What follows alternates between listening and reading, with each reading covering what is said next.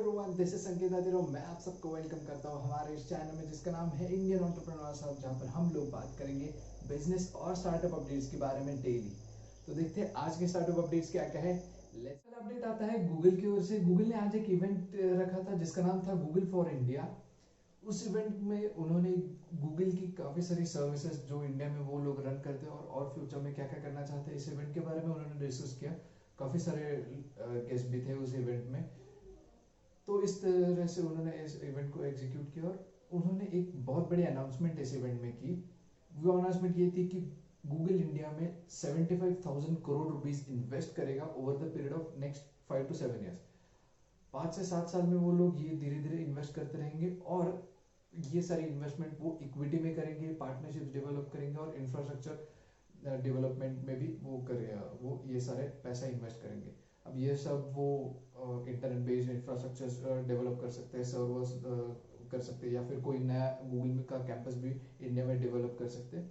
काफ़ी सारी अपॉर्चुनिटीज़ है और काफ़ी सारे डोर्स खुल जाते हैं इस बहुत बड़ी इन्वेस्टमेंट के साथ, क्योंकि इंडिया की पॉपुलेशन इतनी बड़ी है, इंडिया एक इतना बड़ा इंटरनेट का इको मार्केट है और इंडिया में जो इंटरनेट यूजर्स का ग्रोथ है वो बहुत ही ज़्यादा है। इसलिए इन सारी कंपनीज को, ये जो बड़े बड़े इंटरनेट बेस्ड कंपनीज है, बड़े बड़े टेक कंपनीज है, उनके लिए इंडिया एक बहुत बड़ा मार्केट है। तो और इंडिया के सीईओ सुंदर पिचाई बहुत तो वो भी इंडिया की है और इंडिया से एक बहुत अच्छा कनेक्शन वो रखते हैं और काफ़ी सारे गूगल एम्प्लॉयज़ भी इंडिया से बिलोंग करते हैं। तो इसलिए गूगल और इंडिया का रिलेशन काफ़ी अच्छा रहा है बहुत सारे काफ़ी समय से। तो इसी तरह से इंडिया में वो इन्वेस्ट करेंगे और भी ज़्यादा हम लोग कुछ नई नई चीज़ें इंडिया में गूगल की तरफ से हम लोग देखने का एक्सपेक्ट जरूर कर सकते हैं। तो देखते हैं क्या होता है आगे जाते हुए गूगल और इंडिया के साथ। आज का दूसरा अपडेट आता है ओटीटी प्लेटफॉर्म्स के बारे में। ओटीटी प्लेटफॉर्म्स यानी कि ओवर द टॉप, यानी कि ऐसी कंपनीज, ऐसी सर्विसेज जो इंटरनेट के जरिए हम लोगों को मूवीज या फिर मीडिया स्ट्रीम करने की सर्विस प्रोवाइड करते हैं, उसके बारे में आता है।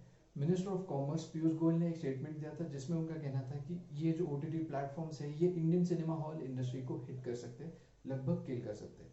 अब ये काफ़ी ऑब्वियस है क्योंकि ओटीटी प्लेटफॉर्म्स के आने की वजह से और ये कोविड-19 का ये जो सिनारियो डेवलप हो रहा है उसकी वजह से सिनेमा हॉल्स में जाना अभी लगभग बंद ही कर रहे हैं लोग। और बहुत सारे समय तक ऐसी सिचुएशन बने रहने के चांसेस है कि सिनेमा हॉल्स में बहुत कम लोग जा सकते हैं और इतने समय में हमें ओटीटी प्लेटफॉर्म्स को का कंटेंट कंज्यूम करने में, उनको यूज़ करने की आदत पड़ गई है। तो इसके बाद भी वो आदत कंटिन्यू हो सकती है और काफ़ी सारी मूवीज़ भी अभी जो एकदम जो जिनकी प्रोडक्शन कंप्लीट हो चुकी थी और रिलीज बस होने वाली थी और ये लॉकडाउन हो गया, उसकी वजह से उनका रिलीज पोस्टपोन हो गया। ऐसी काफ़ी सारी मूवीज़ भी वो लोग ओटीटी प्लेटफॉर्म्स पर रिलीज करने के बारे में सोच रहे हैं।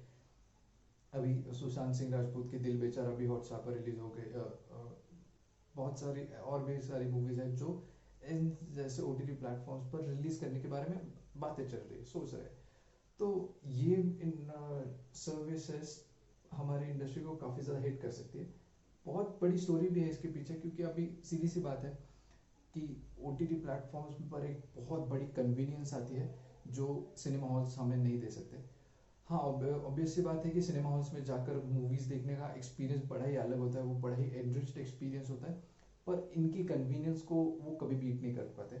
और इंडिया में एक बहुत बड़ा फैक्टर भी काम करता है कि वो फैक्टर है प्राइस पॉइंट। इंडिया एक बड़ा ही प्राइस सेंसिटिव मार्केट है और अगर प्राइस पॉइंट पर उन दोनों को कंपेयर करें, यानी कि ओटीटी प्लेटफॉर्म्स और सिनेमा हॉल्स को अगर हम लोग कंपेयर करें तो इनके तो कंपैरिजन हो ही नहीं सकता। मतलब हम लोग कई बार हम लोग सिनेमा हॉल्स में पॉपकॉर्न पर जितना स्पेंड करते हैं उतने में हमें अमेजोन प्राइम का 1 महीने का सब्सक्रिप्शन मिल सकता है।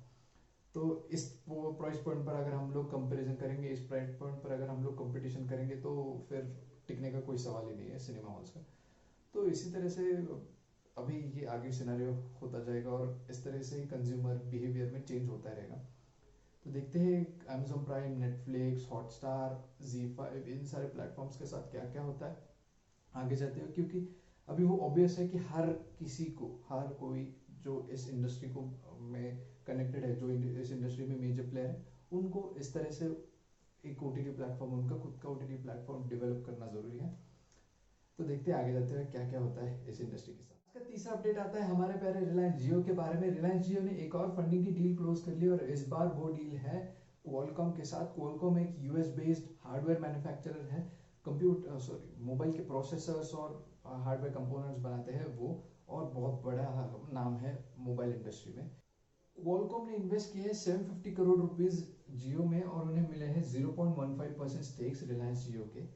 ये जो पार्टनरशिप डेवलप हुई है वो काफ़ी स्ट्रैटेजिक पार्टनरशिप है, क्योंकि क्वालकॉम रिलायंस जियो को आगे फ्यूचर में बहुत ज़्यादा फायदेमंद साबित हो सकता है, क्योंकि क्वालकॉम 5G हार्डवेयर डेवलप करने में बहुत अच्छा है, बहुत स्ट्रॉन्ग है, और वो उस पर बहुत ज़्यादा रिसर्च भी करते हैं। और जियो को भी 5G इंफ्रास्ट्रक्चर इंडिया में डेवलप करना है, 5G नेटवर्क डेवलप करना है। उनके फ़ोन्स में भी, जियो फोन्स में भी वो लोग 5G लाने के बारे में सोचेंगे और आगे जाके वो लाएंगे ही।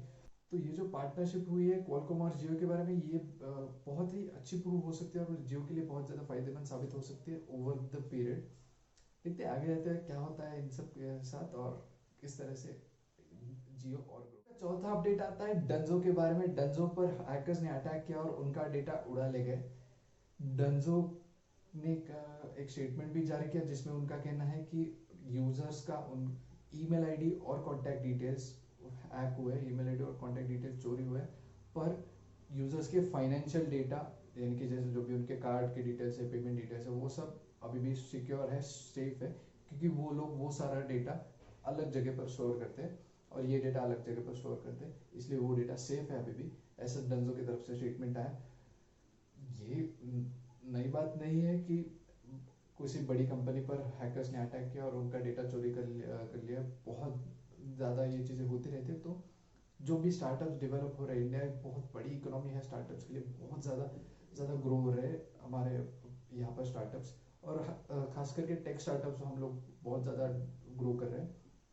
तो अभी उन लोगों को सिक्योरिटी के बारे में भी देखना पड़ेगा, क्योंकि डंजो, अगर आप जानते होंगे, डंजो को गूगल की बैकिंग है। गूगल ने काफ़ी ज़्यादा फंडिंग भी की है डंजो में इनिशियल लेवल में। तो गूगल का इंफॉर्मेशन शेयरिंग भी होगा, इंफ्रास्ट्रक्चर शेयरिंग भी डंजो के साथ ज़रूर होगा। तो अगर उनके साथ भी ऐसा हो सकता है तो हम लोग सभी वनरेबल होंगे उस हैकर्स के अटैक के लिए। तो जो भी स्टार्टअप्स आगे जाते हुए प्लान करेंगे लोग, उन सबको डेटा की सिक्योरिटी का बहुत ज़्यादा ख्याल रखना पड़ेगा। देखते हैं आगे जाते हुए क्या होता है। इंडिया के लिए बड़ी ही अच्छी खबर है। यूएस इंडिया का लगातार दूसरे साल सबसे अच्छा ट्रेडिंग पार्टनर रहा है। पिछले साल भी यूएसए ने टॉप किया था इस लिस्ट में, यानी कि हमारा सबसे अच्छा ट्रेडिंग पार्टनर यूएसए था, और इस साल भी हमारा सबसे अच्छा ट्रेडिंग पार्टनर यूएसए ही है। पिछले साल यानी कि फाइनेंशियल ईयर 18-19 में इंडिया और यूएस के बीच में ट्रेड हुआ था 87.95 बिलियन यूएस डॉलर्स का। इस साल वो ट्रेड थोड़ा सा बढ़ा है और वो है 88.75 बिलियन डॉलर्स का। तो ये अच्छी बात है, क्योंकि इंडिया और यूएस के बीच में ट्रेड रिलेशनशिप डेवलप हो रहे हैं और अच्छे तरीके से ग्रो हो रहे हैं। इंडिया के लिए काफ़ी अच्छी न्यूज़ है, क्योंकि जितना एक्सपोर्ट्स हम लोग बढ़ाएंगे उतनी ही हम लोग इंडिया की इकोनॉमी को अच्छा तेज़ी से ग्रो कर पाएंगे। अपडेट आता है फेसबुक के बारे में। फेसबुक ने अनाउंस किया कि इस साल वो यूएस में पॉलिटिकल एड्स रन नहीं करेंगे किसी भी तरह के। वो लोग इन एड्स को सेंसर करेंगे जो भी पॉलिटिकल आइडियोलॉजीज को इन्फ्लुएंस करते हैं। यूएस के कोर्ट्स में फेसबुक, गूगल और बहुत सारी टेक कंपनीज के ऊपर ये चार्जेस लगे हैं और लगते रहे, और उनके ऊपर हियरिंग भी हो रही थी कि वो लोग इस तरह से पॉलिटिकल एड्स को सेंसर नहीं करते और कुछ लोगों को गलत तरीके से इन्फ्लुएंस करते हैं। तो इसी के बारे में ये अपडेट फेसबुक की ओर से आया है कि वो लोग इस बार रन नहीं करेंगे किसी तरह के पॉलिटिकल एड्स फेसबुक। यही थे आज के स्टार्टअप अपडेट्स, और मिलते हैं अगले एपिसोड में कुछ और नए स्टार्टअप अपडेट्स के साथ। हमारे साथ बने रहिएगा, चैनल को सब्सक्राइब जरूर कीजिएगा। और आपको एक और बार रिमाइंड कर दूँ, हम लोग पॉडकास्ट पर भी अवेलेबल हैं, सारे मेजर पॉडकास्टिंग प्लेटफॉर्म पर, स्पॉटिफाई, गूगल पॉडकास्ट, एंकर, सभी जगह पर हम लोग अवेलेबल हैं। तो हमें सब्सक्राइब कीजिएगा ज़रूर।